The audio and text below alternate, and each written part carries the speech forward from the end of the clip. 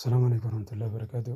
وردفتوتا خيّا خبدمو كقالي قلتوما ولد بنا جرا راد الراس درسي عريان إنا درسي خليسا دواء نما كيسو دبرتي والفقر عبدو تن كو قوا كسان نسي دراري عن قول في باتي أفرقر دبرو كسان نسي دراري في أكسو نما ديرا جولست كاس قداسته خانا كسا في لولوچ إنسا درارتي مالي نرادا بني أخاقلتي منا خيسا تمين رادا بودن دنيا وام منا خيسا فيدمي كم رادا منا جنتي أفوري راحسوينه الراس أفوري راحسوينه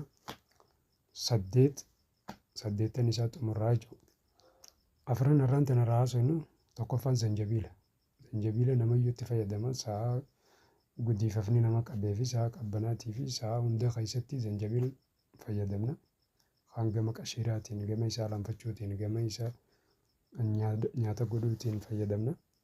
Ammoo har'aa asitti akka isaaf zanjabiil maankaa tokko irraa ni fuuna. Maankaa shokkoraa kan siinii bunaa sanii godhan odoo hin ta'in maankuma shukkaa guddaa kan. Isa san tokko ni fuuna.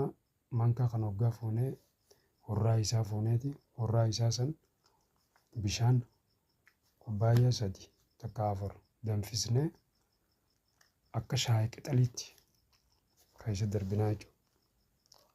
Waggaa keessatti darbinee bishaan sanii wajjii waliin danfe. Walii barraada naqattee walumaan. Faayirraan xalalchine barraada naqattee walumaan. Akkasitti kubbaayyaa tokko irraa qicattaa jechuudha.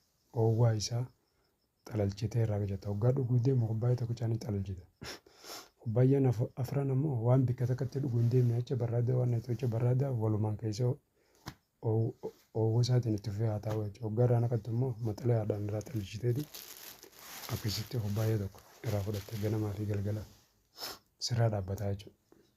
Lolloociinii fi akkasiisaanis. Inni lammaffaa dawaan lammaffaa naanaa jedhamu jira.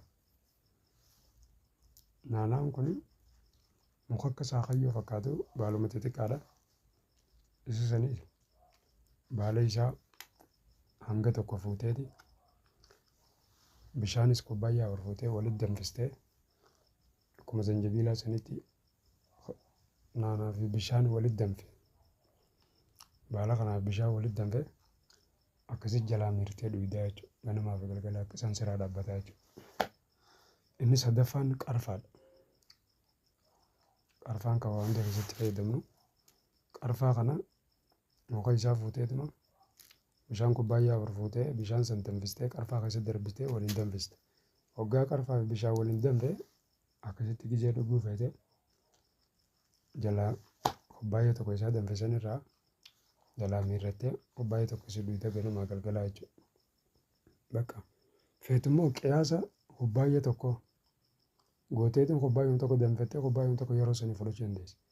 Feetummoo kubbaayyaa afran bikka tokko gootee waan kubbaayyaa afurii qarfaa tokko lama kan nuun reesina akkasitti darbitee waliin danfistee jalaa miirrachuu dandeessaa jechuudha.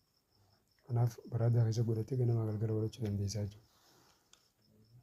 Inni afuraffaan karaa xumuraa qoronfoli. Qoronfol bishaan kubbaayyaa afur fuuteeti qoronfol maanka takka fuutee horraa isaa waliin danfiste jechuudha. Waliin danfistee waggaa danfee irraa buufattee akkasitti maxalayaadhaan akka shaayitti irraa gingilfattee kubbaayyaa tokko dhugdaa jechuudha. Ganamaa galgala. Haayi bakka waan akka isaa jedhamu hin qabdu jechuudha. Qoonqooyyees irraa dalaguu baattees qoronfol nama garaan isaa bakka duraa qabbanaa illee ni barbaachisaa jechuudha. Nama garaan isaa duraa qabbanaayis. Nama qoonqoon isa irraan dalagni nama haalii buusu hundaafuu dawaadha jechuudha. Kanaaf dhibdee meeqaaf dawaa asitti immoo yeroo nuun footu malee irraa haasa'uudhaaf wanni dawaaleen afran amma isin himu kun bu'uura bakka bu'uura dawaan addunyaa tanaa barbaachisuun hundi isa irraa dalagama.